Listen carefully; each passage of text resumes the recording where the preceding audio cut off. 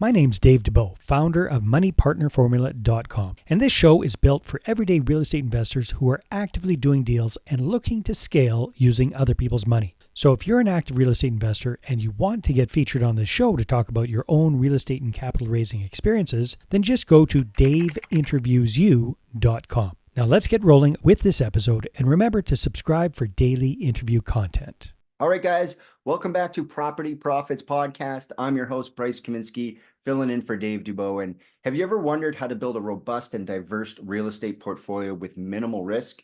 Well, today my guest, Natasha Phipps from Calgary, is here to share her expert insights as the CEO of Wealthshare and an investor-focused realtor. Natasha, welcome to the show. Great to have you here.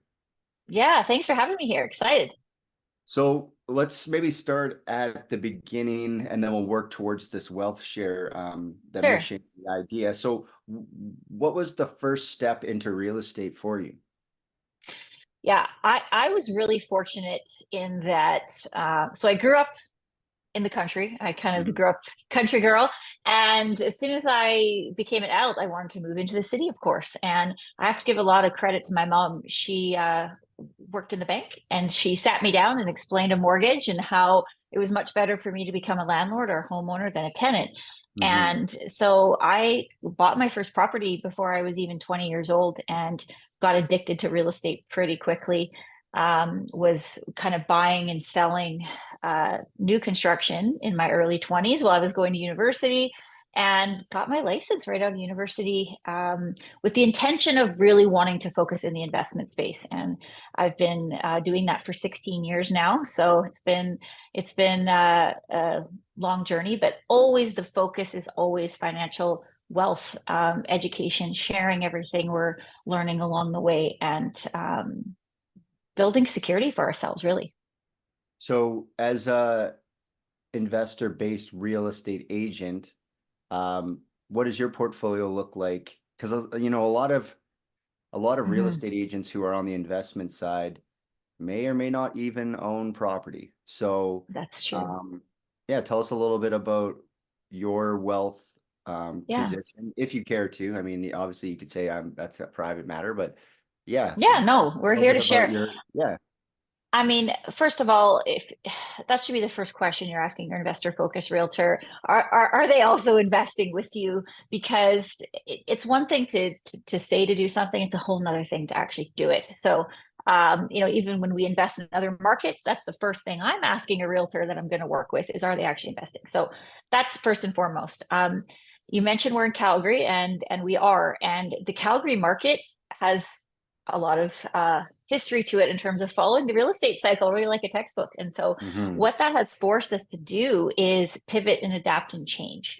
And what strategies work at one time don't necessarily work at another time. So my husband and I, we have done everything from, you know, very kind of simple things like pre-construction to being infill builders ourselves. We've done quite a few projects with that. We've done renovations, we've done value adds, adding secondary suites, turnkey buy and holds, and we've owned property at different times in BC, Alberta, and Ontario. Right now, we're just in Alberta and Ontario, and also in the Canmore region as well. So we've done a lot over the years, and that experience is really what I love to share to my clients, because what works, you know, like I said, at one point doesn't always work. So, and then with our most kind of recent venture with Wealthshare that we will get into later is really us stepping out of the just single family residential space up into the multifamily space in the last couple of years here. And that must be really different owning, is it rental property in Ontario and in Alberta?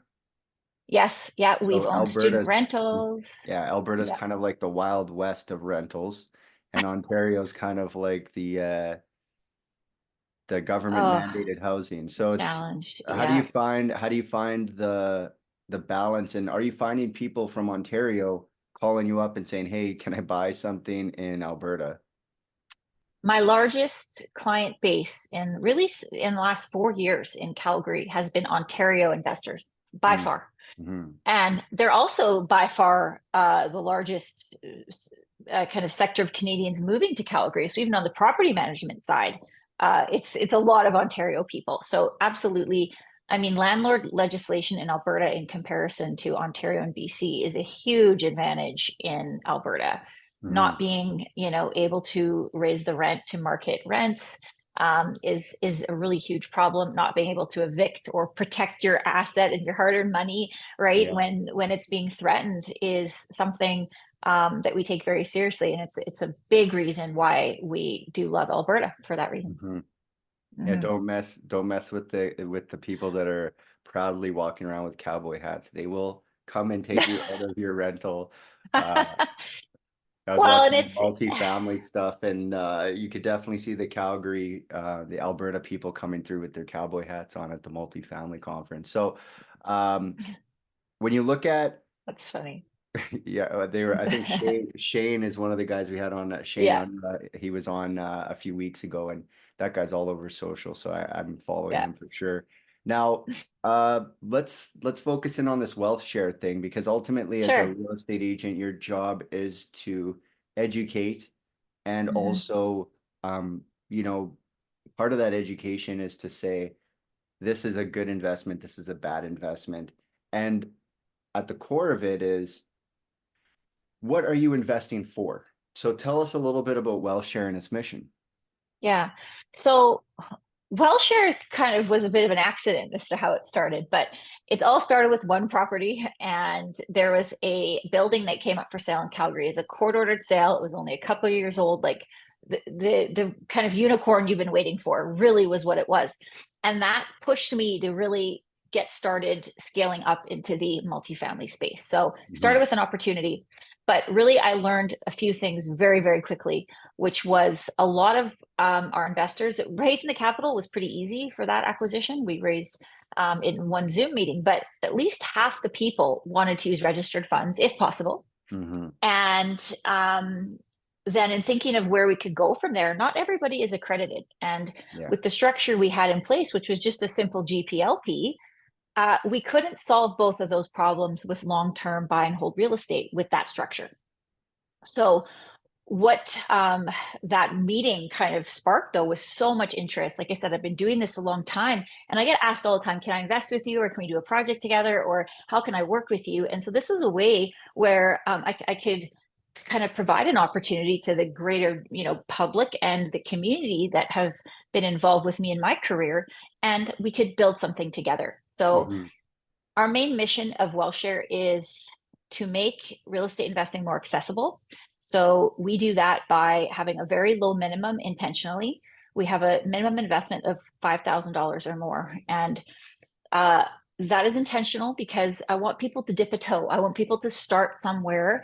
And I also want the younger generation to get started because it's just getting harder and harder for them to buy real estate. And so Mhm. Mhm. we're giving people the opportunity to invest in these kind of really high quality multifamily assets and trying to remove as many barriers as possible. And then in combination with that, we do a lot of sharing and educating and kind of give it all away for free. We don't gatekeep anything. We'll share everything we know along the way in hopes of people also taking more control of their own active investing too. Mhm. So that's kind of the main mission for Wealthshare. We are not something that's kind of like one and done. We have 270 some investors in the Wealthshare community right now, and we're just getting started. And so from here, it's about scaling and providing more and more opportunities to our investors and delivering, as secure and kind of steady, boring real estate returns as we can. Like we're not reinventing anything, but we're just providing a vehicle for people to do that with as little barrier as possible. Mhm. So when you look at real estate and building a diverse portfolio, what would you say some key elements of building an Mhm. active, passive, and kind of diverse portfolio would be? Yeah, I mean, diversification is everything. We talk about it a lot, and that can mean I think people tend to think about geographic locations, but it also can mean asset types, right? Like if you're a heavy condo investor and you're only investing in condos in downtown Calgary, like you've got all your eggs in one basket. So you should be looking at geography, but then also at asset type. And at least for Alberta, you know, what we've learned here is what's often happening over here is not happening over here. And so looking at, you know, suburban even versus inner city, those are often doing separate things. So being as diversified as possible. The huge benefits on the passive investing side are you can use your own registered funds for your own investment. That's, you know, that's a huge advantage when you're looking at tax planning and tax strategy and deferring those gains for your retirement years. So we have a lot of people kind of tax planning with their Wealthshare investment as well, which is a lot harder to do with your active investments. So we just want to be a sliver in someone's portfolio. And really that's what we talk about, is to have a well-balanced portfolio across asset types and geography and also timelines and risks. That's the other thing. You know, we get compared a lot to development REITs. We're a buy and hold REIT as it stands now. In the future, we'll see where that goes. But our first fund that we release is just buy and hold real estate. That's very different than a 5-year development project that, you know, doesn't even have permits yet. The risk factors are very different, right? They may be able to do the same type of, you know, options in terms of how you can invest, but 10 years out. Exactly. And then just so many more variables. Whereas, you know, we get our investors driving by our assets, taking a selfie, you know, they can see it, feel it, touch it, and know that it's generating income today. So one of the biggest things in real estate, and as someone's been in the business as long as you and educating people, you know that due diligence is the most critical step of the real estate investment. Some people get emotionally driven and they buy things for the sake of buying things, or maybe they don't understand how to do the due diligence. So what would you say are some of the most critical steps when doing the due diligence on, I don't know, let's pick something. What would you say? Multifamily, or do you want to pick something like, let's do multifamily on the big side, you know, small to medium or large multifamily. What's a step of due diligence that you think is most critical?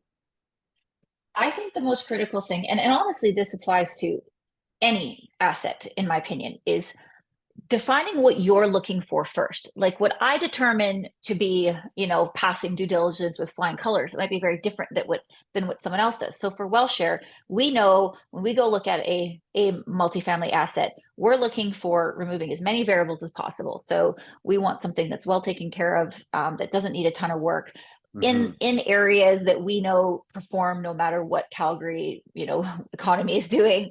But then also we have a predetermined ROI that we're looking for. We have a predetermined tenant demographic that we're looking for, and then we do our research.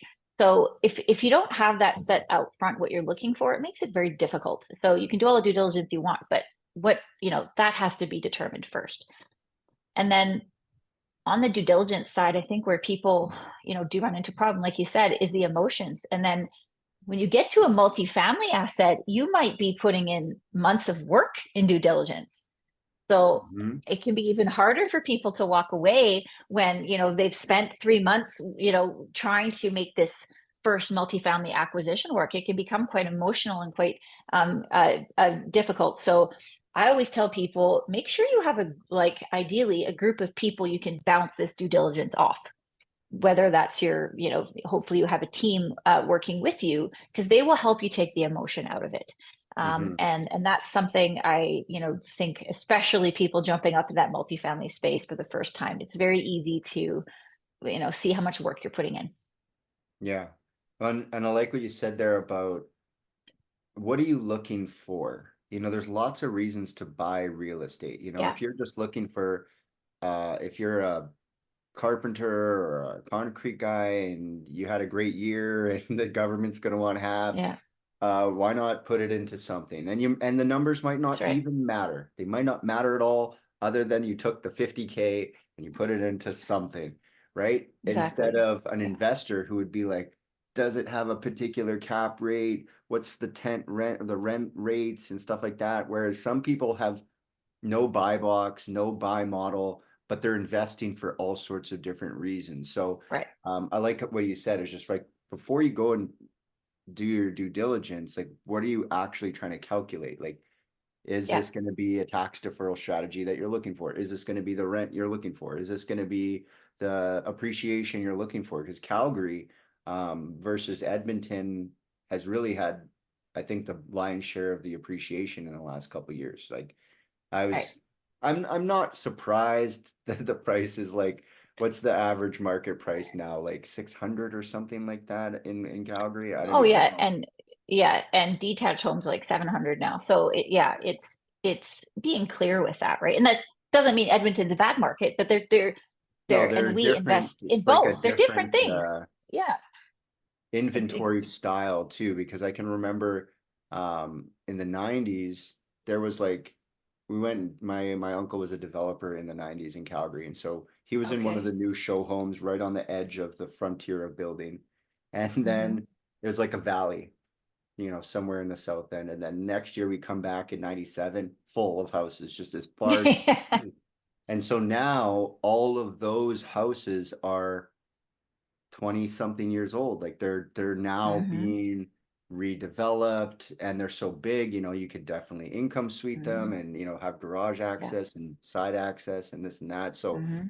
there's tons of inventory um for development, but the price point versus the cash flow, how are you guys managing that in Calgary these days? Because there's a point where Hmm. it becomes like Ontario. You're like, no matter what you Hmm. do, unless you're buying in like the core of Calgary, Yeah. 700,000 at 6 or 5% and 20% down and $2,500 a month doesn't paper. So you have to decide, like, are you in it for the cash flow? Are you in it for the appreciation? What are you guys doing Very to kind true. of combat the inflation in Calgary? So on the kind of residential housing side, like single family housing, suited properties, you're right. It's getting more and more challenging. What we're seeing investors do is now there's a few things in Alberta we can do where we can rent the garage separately. We can charge for pet fees. Hmm. We can squeeze a bit more cash flow out of these properties than you might be able to do in other provinces. On the residential side, a secondary suite is almost like mandatory. Like you Hmm. to make the numbers even come close to work, we have to have it. And then I really would also want you to have a garage as well, because that's a couple $100 a month. But we are seeing, if people want a really good area and a nice newer property, and even though it has the suite in the garage, you might have to put 25% down or 30% down with today's rates, just to make the numbers work for yourself. And to your point, not everyone wants cash flow, high cash flowing property right now. They're, what I want and what you want might not be the same. So it's really identifying what that is for you. A lot of people have also converted maybe their second unit to a furnished unit. You can squeeze quite a bit more Hmm. cash flow out of that. Midterm rental or Um, something like that. midterm rentals, exactly. Like because we have such a shortage of housing, the demand is really high for those midterm rentals because people are new to the city. They've come here for work. They have a job, but they don't have anywhere to live yet. And the demand on the housing is so high. So that's a really great way to, pivot and adapt a little bit, furnish the property. We have this townhouse project with Wealthshare, and we get another $700-800 a month easily on the furnished unit versus the unfurnished unit. Hmm. So it does help significantly if you can invest a little bit of money and Now, try to make it work. am I hearing you right that you're renting out the garage as a suite? People are living in there, or for the cars? Because I was like, wait a Just for the second, are cars, they going yeah. so far now that they're renting the basement and the main floor? Well, they do it. They do SDU stuff like that in the States a lot, where the garage door opens and closes, but there's Yeah, a bathroom, and they've converted that box into another secondary dwelling unit. So I was like, are they already? Because yeah. Alberta's always been ahead of the curve. Like if Right, it's happening in Alberta, we're gonna see it in Manitoba in like maybe 2 or 3 years. That's usually how right. long it takes the rest of the country to catch up to the Okay, that's good to kind know. of looser development things. Like they were letting Yeah, people do fourplexes in um 1960s bungalows in Edmonton, whereas you couldn't right. even get a basement development permit in Winnipeg for a secondary suite because there were so many regulations about doorway sizes and ceiling Yeah. heights and windows Ceiling and all heights. that.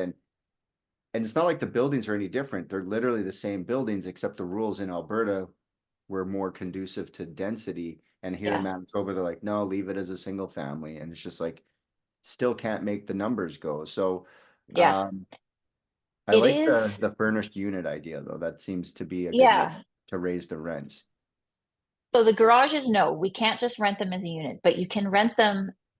You can charge for them. So either you're renting your main house and you have additional charge for the garage use. If the tenant doesn't want them, if the tenant doesn't want to pay for that, often people will just rent the garage separately to someone in the area because they have stuff to store. They've got a A boat, they've got boat, or yeah, snowmobiles, yeah. they've got whatever, right? So you can do that here, and most people do, to kind of, yeah, Get a get a few little bit hundred more bucks more, yeah, out a of the few unit. hundred Yeah. bucks.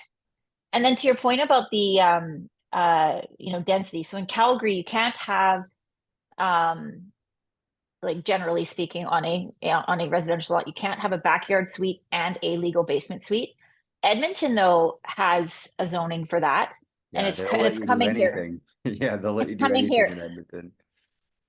because we really need to be adding density. Because, like, the great thing about Alberta is we have so much land, but we can't just keep sprawling at this rate forever. We have to start thinking about density. So there's been a lot of kind of political changes in Calgary that we could talk about for an hour, but the main point of it is they are trying to come up with ways to increase density, to kind of stop the urban sprawl and to help solve the housing crisis by removing a lot of this red tape that you're talking about right now. Yeah, it usually ends up being a lot of talk, and by the time they get around to it, the next person's in power, and maybe it dies Exactly. on the floor. Yeah. Because I think the biggest challenge, and this is what I've noticed from Calgary, is they do love to sprawl. The city loves to have like the deer foot, and it goes, and Mhm. people are flying around like an American interstate. But there's a reason that in the United States those infrastructures can remain because the weather is more cooperative. And so what we're Mhm. seeing is like every time I go through Calgary the last 10 years, there's working on some part of the highway and it kills the whole That's, idea. Like how fast can we go yeah, when we're all in one lane because they're doing more construction again to fix all the yeah. infrastructure. So sprawling, yeah, new houses, more south, more south, more south. But at the end of the day, the infrastructure has to be able to keep up with it. And the next step would just be increased property taxes for everyone to Hmm. keep maintaining these Yeah. roads. So um, Yeah. let's let's let's That's a really touch good on point. this here because you've got a lot going on. But I guess there's some health challenges that come along with this. So tell us a little bit more about how Yeah. you're balancing being an entrepreneur and a real estate agent and all these things while managing this chronic pain. Yeah, so just for a little bit of context, so I was diagnosed with fibromyalgia over 20 years ago, and I also had really bad endometriosis in my early 20s. But I remember being so grateful because there was times where there was like a year where I couldn't work. That my husband and I, we had some assets. We had something behind us, right? Because the reality is, as a real estate agent, my husband and I are both kind of self-employed. There is no security, right? No. And even if you have a full-time job, there's only so much security. So it's the first thing I always talk about when people are like, why real estate? It's like I have something to fall back on. I have something that's there to catch us if we need it. Hmm. And so really passionate about that. But I do get asked this a lot. How do you keep up and how do you stay motivated? Because I do, like, I wake up every day in pain. If I open my eyes and I have no pain, I will think maybe the life I have is over, because that's how used to it I am. But what it forces me to do as kind of a self-employed person and someone who's very entrepreneurial is, what I find is the pain is much easier to manage if I'm excited about what I'm doing or if I'm doing the task that I enjoy. And as entrepreneurs, we tend to like do a lot of everything. We wear a lot of hats, and that takes a lot of energy Hmm. out of us, and we're not spending our time doing what we're best at. So I have gotten very good at doing what I'm best at and what I enjoy because I have to start there because I don't feel well. So I have to start with what's most interesting and enjoyable.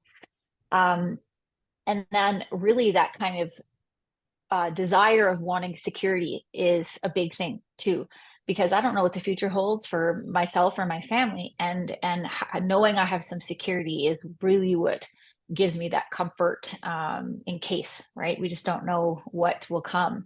So that, and then the other thing I like to tell people is hustle culture is great, but it also can make people who have struggles, whether it's chronic pain or other health issues or whatever it is, it can make you feel like you're less than, or that you can't produce to the same amount. And I used to remember being like, I had groups and teams that were the 5 a.m. club, and they would, and I'm not good at early mornings because that's where I feel the worst. So no matter how hard I tried for years to be that way, I couldn't. So now I just don't even try. I know that I need a certain amount of time in the morning, and I give myself that. And then, but I'm also super productive in the afternoon and actually in the evening. So what I accomplish in those hours is kind of what they're doing in those, and that's okay. But it took me a long time to be okay with that and to actually admit that, because it felt like you needed to be doing that to be a successful entrepreneur, right? This hustle kind of culture, which I know Mhm. I work really hard, but it's not necessarily the same hours or the same way everybody else does.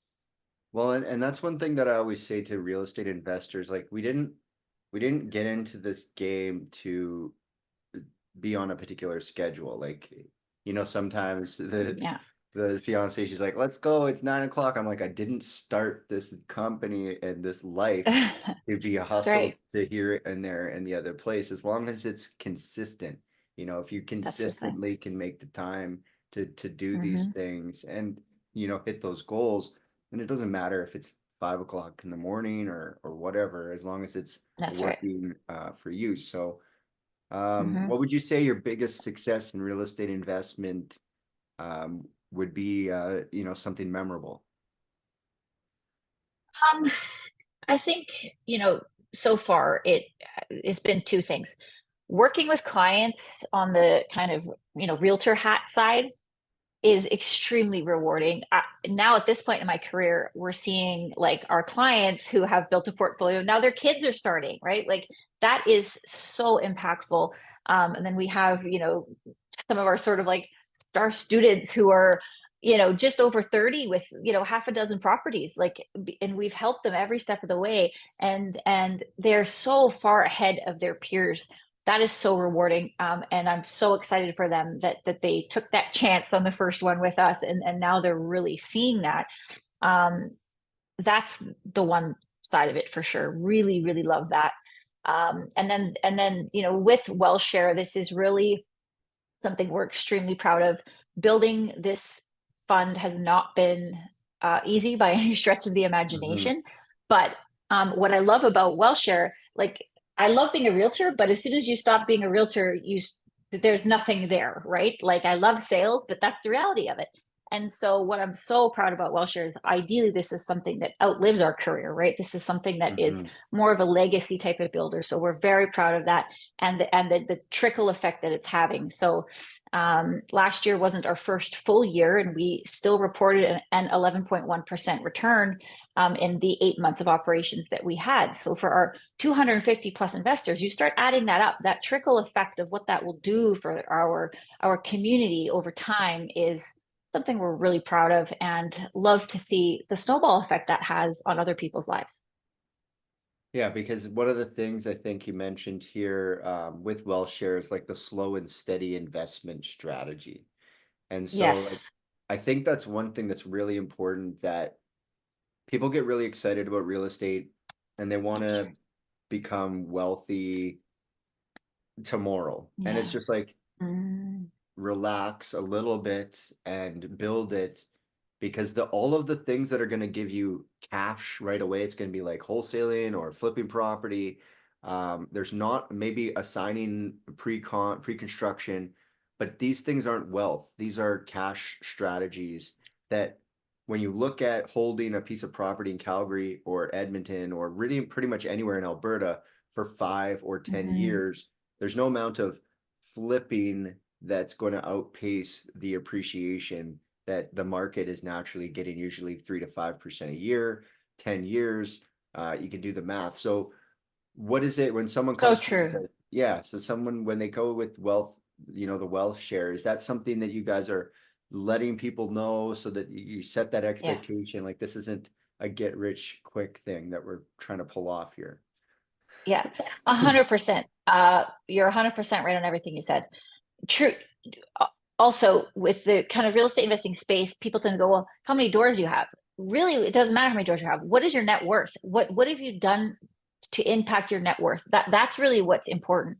And with Wealthshare, yeah, we kind of really talk about the boring, the slow, and the steady, is really where true wealth creation is made. And we're very clear with our investors that we're that sliver of, boring. We'll be steady. We're going to target, our slow and steady growth for a long period of time. And that's what we're doing. And then you're going to have your slivers of other things that may have a very different risk profile and timeline. But that's what we want to be. Mm-hmm. Because it's like kind of like a car wash versus an Airbnb. Like the car wash is not exciting. It's it's pretty dirty, emptying garbages, cleaning the bays, and then there's Airbnb where it's like Right. lifestyle, and yeah, people make decent money on these Airbnbs, but over time, I think the boring things usually win over time. So Well, we'll and talk. people forget about I think we all have shiny penny syndrome at times. That the number one reason real estate investing is so lucrative is because of leverage. You're you're leveraging the bank's money to make you money. That's really the most predictable thing we could, even no appreciation, you're still going to pay down debt. Well, So it's like remembering that is why we're investing in real uh, estate. you're leveraging your money to make the bank wealthy, and then hopefully one day we get a piece of the action after 25 years. Because really, if you look at it, like I looked at the end of year in Winnipeg after all the market numbers came in for all 12 months, and Yeah. this is all the sales data. And I was like, okay, guys, you guys made some money. We're talking going around the table, the investors, oh, 100 grand here, 300 grand here. And I said, okay. And I went to the bottom and I was like, they wrote 393 million mortgages this year. Who's making the real money out here?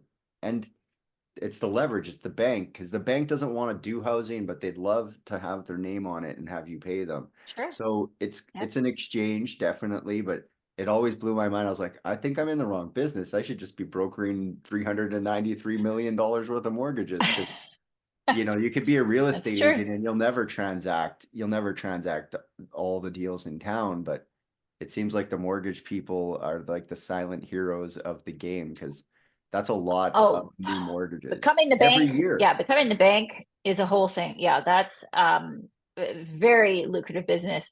But you also have to remember, though, the banks, they're lending you the money to invest in real estate. They're not going to necessarily lend you the money in the same way anyway to invest in stocks or crypto. So, that's what's unique to real estate. That's because And there that is really that goes to security. There's show an too, asset there. yeah, the asset is true. Or whereas the stock, Yeah. you go take your line of credit, buy some stocks, cool, but Yeah. you don't have to qualify with the bank for a stock purchase That's right. with your line of credit. So tell us, what trends do you see shaping real estate in Alberta and in the markets that you're involved in? Yeah, I mean, Alberta, it's really just about the people. Like Alberta is attracting a lot of Canadians. It's pretty impressive the amount of people that are moving here, but it's also causing a lot of challenges, of course. So, but trends, I get asked all the time, Calgary versus Edmonton, or do I feel Alberta market's going to crash again? Like, is this another high and we're going to come down? Here's my take on it. I've lived in Calgary my whole life almost, and Calgary specifically right now feels so diverse. There is so much more business opportunities here that have nothing to do with the energy sector. And the reason that's important is our previous booms and busts are purely, All when you look at energy history, sector. oil price. Exactly. It's just the oil price. You can follow the oil price. You can follow the real estate market. I used to know the price of oil every day growing up. Like that's how tied into we were Yeah. to this industry. And now that's not the case. My kids have no idea about that.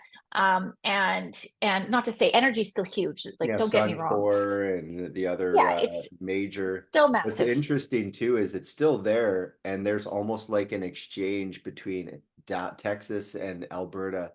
I flew down to Texas a few True. months ago, and the exchange was out of Calgary. And I was like, oh, I wonder Hmm. why. Well, you get on the plane and everyone's got their rigger hats That's and right. they're putting in the overheads, and Yeah. it's still a big part of the economy, which I think is good. They've kind of like stabilized the energy sector to some degree, but I do believe, and there's a lot of people in the Alberta market saying the same thing. They're bringing in, I think, Salesforce, and there's another company I think that's moving offices to Alberta. We It's there's getting hundreds of diverse. corporate head offices here now that have nothing to do with energy. We have the highest concentration of high tech workers now in Canada here in Calgary. We're, manufacturing airplanes just east of the city. We're doing things a lot smarter and more diverse. Finance as well, even the medical field. Calgary, the Calgary Cancer Center that's just opening is the largest cancer treatment hub now for Western Canada, and we have the highest wages in the country as well. So all Don't of that forget, is really encouraging. don't forget about the And PS. lowest taxes. And Don't lowest forget about taxes. that's the easiest sell I in know. Canada. They're like, hey, Oh, how you're paying 7% in Manitoba? They're paying 0% in Alberta. So your money does it's, go a little bit farther, and yeah, it's the most that's a American great point. capitalist province in the country, and they're giving Alberta, or they're giving Ontario a run for their money, as they do every so often. But this Yeah. time, I think it's really going to be some stability, and there's lots of small cities like Lethbridge, Hmm. and like you don't have to live in Calgary to be in Alberta, and you can live in Claresholm or some of these True. smaller Red Deer and drive. The highways are Yeah. great and the weather isn't too bad Yeah. at all. So, um, what's It's the all secret very good sauce? points. What's the secret sauce when it comes to real estate? Real estate, what comes easy to you that other people find difficult to do?